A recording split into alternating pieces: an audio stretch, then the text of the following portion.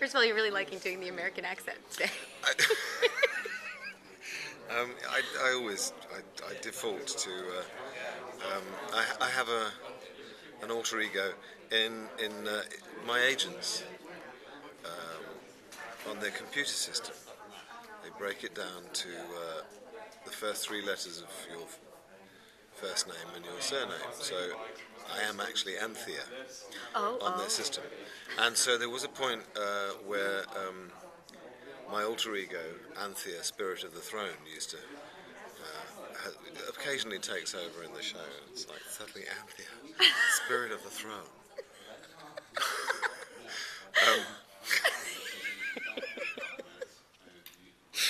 I enjoy Anthea. I do too, actually. Well, it seems like you guys have a blast on the set. Yeah, we have a great time. So, I mean, how hard is it to keep a straight face? It's very hard sometimes. It's like, but the bottom line is, you know, you get, as I've said, you know, you get to do so many varied things in this show. That's one of the best things about it. There is such variety, and in the comic moments, some of the stuff I had to do with Sarah Parish when she was the troll was I struggled with the face. She's very funny, and she's wicked too. And there are other moments when, you know, it's sort of like intense emotion, and you know, it's great. And it's really, they're such a sweet crew, because if you've got an intensely emotional scene, nobody says anything. Maybe the first to said it before we get on set. I don't know, but they're always really. Everybody talks really quietly, and just talks to each other, just, so that there's no sort of like, you know. I did have a moment, unfortunate moment, when Bradley had an emotional scene, and I can't remember. I think it was lentils for lunch, and I had to crouch down. Use your imagination. And it was. I'm sorry, Bradley, and I you know. I think I might have broken the moment for him. It's all right. It wasn't intentional. Of course. Well, you guys actually have a lot of really intense scenes this season. So, I mean, it's sort of Uther's out of the running right now for the throne. It's a little. It's got some issues. Well, they never, you know, they shouldn't have been running, because he was the throne. But he is the throne. He's Anthea, Spirit of the Throne? He is Anthea, Spirit of the Throne. Sorry.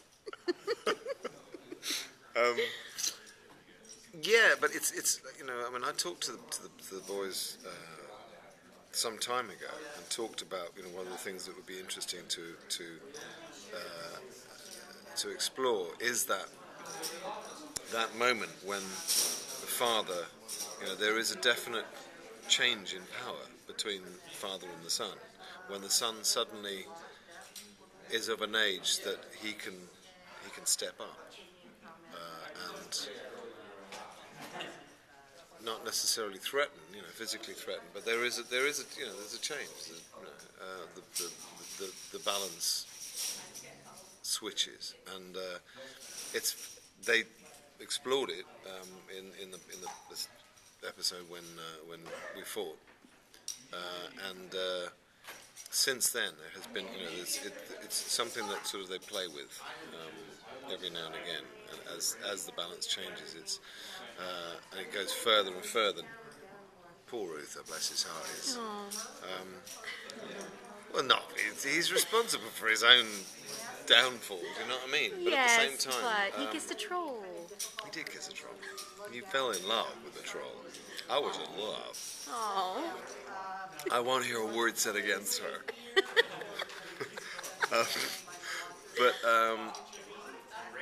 It's fun to play all that. It's great fun to play that. And my relationship with Bradley right from the outset has always been. He admitted that he was a huge Buffy fan right from the outset, bless his heart. So there has always been a sort of slightly father-son relationship. It's very interesting. But to be fair, who isn't a Buffy fan? There must be someone out there, but they're fools. or four. I'm just saying. Well, there's a really great moment between you and Morgana. That do you really hate me so much? So, but they seem like sort of the same person in a way. Their father-daughter. Yeah. Do you think he can really fight against her? No, he doesn't stand a chance. Because ultimately it's father-daughter. If you know, I mean, I used to have rows with my teenage girls, and your heart's never quite in it. You know, it's like, but ultimately it's like, this is my girl. But no, he doesn't stand a chance against Morgana. And the thing that's sad is that he's, you know, there is no way back. There isn't a point when you can kind of go, look, I didn't mean it, because he denounced her. So mean. Oh, huge, that big. So finally, give us a little peek about what's going to happen with your character in season 4. Wow. The one? Well, all I can say is that it's it is literally the madness of King George. It's basically what happens when somebody who has that much power, the power is diminished because their faculties are diminished. What happens to the power of the kingdom? What happens because who rules? It's everything is in flux, and it's interesting. Awesome. Well, thank you.